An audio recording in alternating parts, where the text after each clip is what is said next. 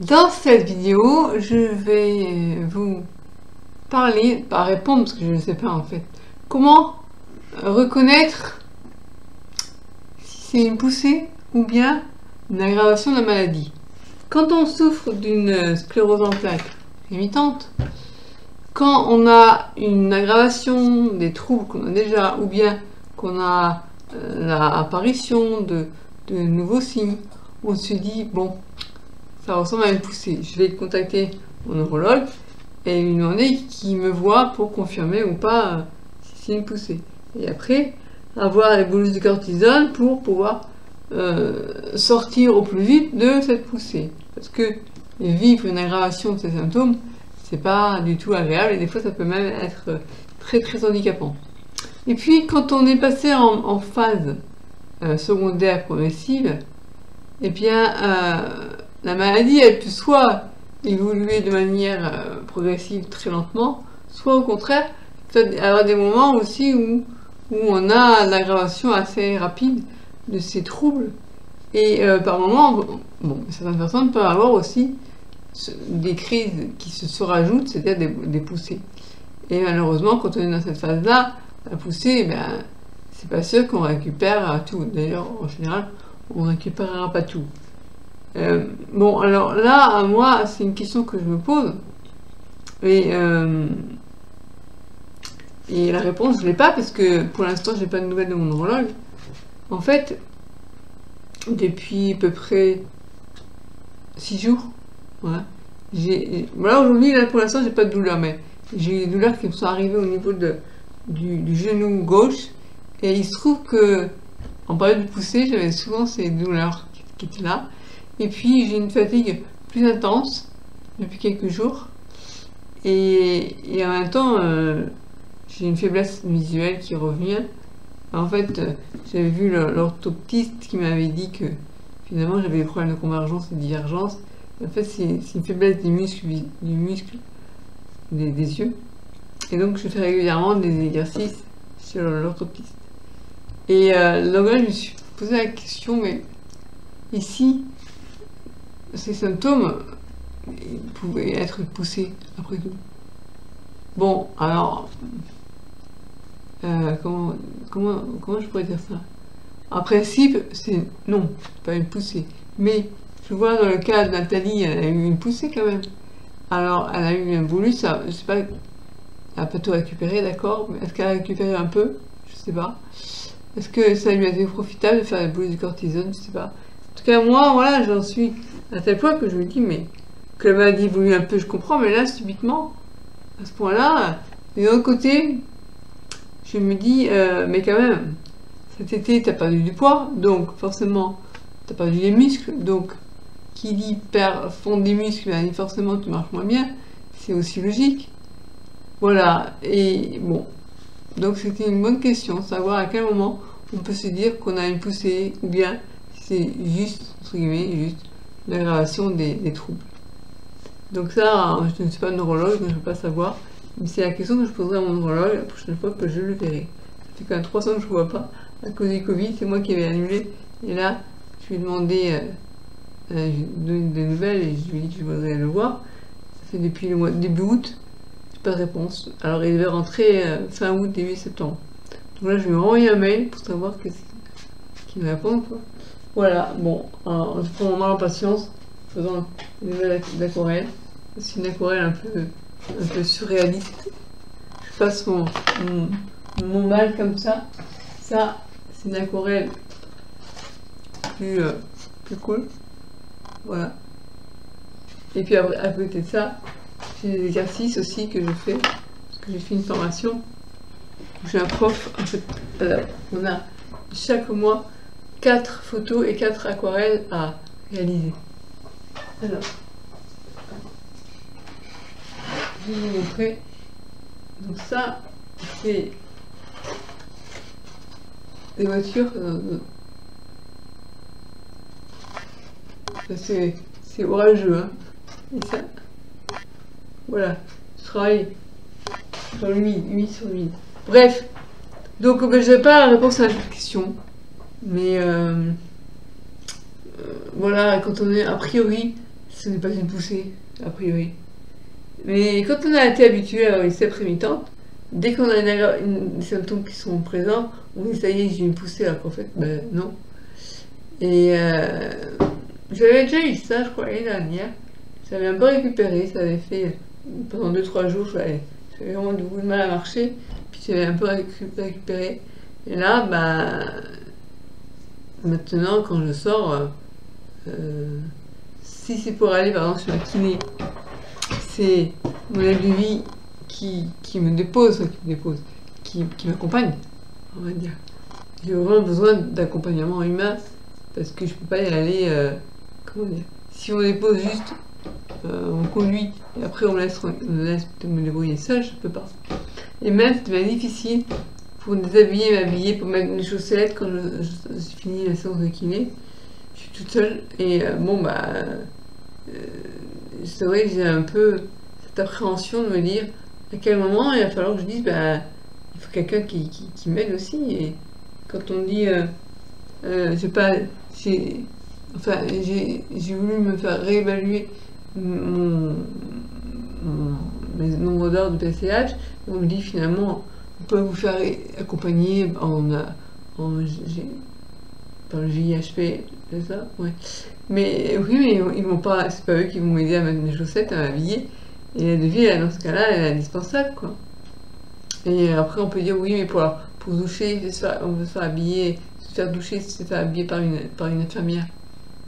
Déjà, les aides de vie peuvent aussi faire les soins d'hygiène. Pour l'instant, moi, ça me dérangerait de faire appel à quelqu'un pour me laver, mais un jour, il faudra bien que je le fasse. Mais me faire habiller et comment dire, au moins enlever les chaussettes, j'en ai besoin, les mettre et les enlever. Donc je sens que ça s'aggrave et donc du coup, ben oui, c'est la devis qui est quand même la mieux passée parce que je suis pas infirmière, elle va être juste là peut-être, et encore parce que je vois avec mon père, c'était lui qui se débrouillait tout seul à l'époque. Elles vont nous aider, mais elles vont nous aider uniquement si elles viennent de nous laver. Après, quand on va chez le kiné, ou, par exemple, quand je fais une sieste, après la sieste, je remets mes chaussettes, j'ai toute seule, je me débrouille toute seule. J'ai du mal à respirer, à parler, parce que j'ai le souffle qui se fatigue. Donc, on est bien loin du temps où on me disait, c'est une sève bénigne. C'est clair. Et, ben, voilà ma question, est-ce que c'est une poussée ou une aggravation des symptômes? Ça donne pas trop le moral quand on y pense et quand on voit son état qui s'aggrave et que dans cette forme-là, la forme progressive de sclérose en plaques, il n'y a rien, quoi. Pas rien. Et ce que nous proposait, c'est de supprimer entre guillemets notre système immunitaire, partant de Covid, etc. Bon, puis en plus, j'ai ce problème de poids, parce que moi, je pense, mais d'ailleurs, c'est la gastro qui a dit que ce n'est pas que les problèmes fonctionnels, les problèmes digestifs que j'ai, c'est aussi lié à mon problème de sclérose en plaques, hein. Lenteur digestive, et donc, j'arrive pas à récupérer vraiment. Je suis arrivée jusqu'à 39,8 et là je suis remontée à 38,8 j'ai fait. Je suis arrivée à 39,4. J'ai pris 800 grammes. Mais non, même 600 grammes. Voilà, et moi ça fait peur, quoi. Sauf que là on rentre dans la période hivernale, avec les problèmes qu'il peut y avoir, la grippe, quoi. Oh. Mais bon, je fais ce que. Pourtant j'ai l'appétit, mais ça marche pas. Voilà, donc c'est un peu trop le moral. Bon, ben, comment on fait quand on a une sclérose en plaques progressive? C'est vraiment très différent. C'est vrai que la sèpre imitante, forcément, on n'aime pas quand on a une poussée. Moi, je n'aimais pas être poussée, mais en plus, faire des boules de cortisone, j'en ai fait 3 dans ma vie. Et bah si, forcément, quand on récupère, on sent qu'on récupère, ça fait plaisir. Mais les boules de cortisone, c'était quand même pénible. Je suis encore des fourmis qui viennent. Et là, donc, au lieu de me construire les disant, oh, j'aurais pu pousser, mais l'aggravation continue de la maladie, c'est pas évident parce qu'on sait qu'il n'y aura pas de rémission. L'avantage au moins dans la sèpre imitante, c'est qu'on a des rémissions. Donc, on doit dépousser, ça va bien. Sauf qu'avec le temps, on récupère de moins en moins bien, peut-être. Mais après, rassurez-vous, il y a des gens qui avec cette maladie, toute leur vie, sont passés à la secondaire progressive. Mais il y a des gens qui ont d'emblée la progressive. Et dans ces cas-là, psychologiquement, c'est dur. Parce que c'est pas comme d'avoir un accident où il faut faire face à un handicap qui est présent, qui est là. Bon, une fois qu'on a fait le deuil de ce qu'on était avant, voilà, on peut se dire, bon, on va trouver des manières de rebondir. Il y a une certaine forme de résilience. Dans le cas d'une maladie dégénérative, bah, on a beau faire le deuil de ce qu'on avait avant, ou de ce qu'on était avant, et ben, il faut à chaque fois à nouveau s'adapter. Et ça, c'est dur. C'est dur. En sachant pas ce qui va être demain, quoi. Ce que va être demain. Enfin bon, et puis bon, bah, là, on se sent un peu seul. Quand le neurologue ne répond pas. Mon généraliste, bah, la seule chose qu'il me propose, c'est de m'hospitaliser pour me faire manger. Je pense que j'ai aucune confiance au médecin pour me mettre en association. Comment on appelle ça? Me faire entuber, quoi. Il y a ma mère qui disait, je me souviens, à l'époque qu'on faisait l'élevage de chat, il y avait le vétérinaire qui parlait de faire d'atuber un chat. Mais elle n'avait pas bien dit. Elle avait dit on s'est tous entubés dans la vie. Elle était mort de rire, je me souviens.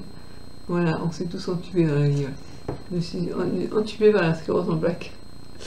Non, j'ai pas envie de me faire intuber de la nourriture parentérale. Donc voilà, la solution. Quand je disais, il y a des fois où j'ai peur de mourir. Et par rapport à la sclérose en plaques, c'est pas la sclérose en plaques qui me tue. Enfin, pas directement, du moins. C'est parce que j'ai ce problème de maigreur. Et je sais que si je chope une infection, le Covid ou quoi, c'est mal barré pour moi. Mais bon. Et d'un autre côté, enfin, ah, ma vidéo est en train de partir en live. Oui, c'est dur de voir son état s'aggraver. En même temps, quand j'envisage que peut-être demain je vais mourir parce que si je chope une infection grave, j'ai plus tout de réserve, c'est pas sûr qu'on puisse me tirer l'affaire. Il y a un côté en moi qui j'ai envie de vivre, j'ai envie de dire encore de belles choses, notamment c'est l'aquarelle, ça m'aide parce que j'aime bien faire ça. De l'autre côté, il y a plein de choses que je ne peux pas faire par rapport à une personne valide. Et ce problème digestif, ça m'empêche d'avoir une vie normale, parce que on mange au moins 9 fois par jour, et quand on est embêté par sa digestion, c'est compliqué. Voilà, et bien il y a des fois où je me dis oui, maintenant je tiens à la vie, j'ai envie de continuer à vivre, et l'autre fois je me dis au moins, je vais arrêter de souffrir, parce que il y a quand même une souffrance derrière tout ça. Il y a des frustrations de ne pas pouvoir faire ce qu'on voudrait faire. Et alors, on a voulu nous dire, regarder le moral, c'est important, regarde ce que tu peux faire, regarde ce que tu peux pas faire. Ouais, mais ouais, je vois ce que je peux faire, mais est-ce que je peux encore, pendant longtemps, me faire plaisir à peindre dans l'aquarelle? Et je me dis, le jour où je ne pourrais plus peindre dans l'aquarelle, à quoi ça sert de continuer à vivre si tu ne veux plus faire ce qui te fait plaisir, quoi. Voilà, donc désolé, c'est pas une vidéo très gaie que je fais. Voilà, partagez si vous avez des commentaires à faire. Dans mes prochaines vidéos, je vais parler de la douleur dans la sclérose en plaques et voir quelles solutions je pourrais vous apporter, notamment auto-hypnose ou des automassages. Est-ce que vous aussi, vous avez des douleurs? Il paraît que la sclérose en plaques n'est pas une maladie douloureuse. Il y a des neurologues qui pensent encore qu'il n'y a pas de douleur dans la sclérose en plaques. Alors, c'est pas automatique, c'est pas tout le monde qui en a, mais si ça arrive. Bon, voilà. À bientôt.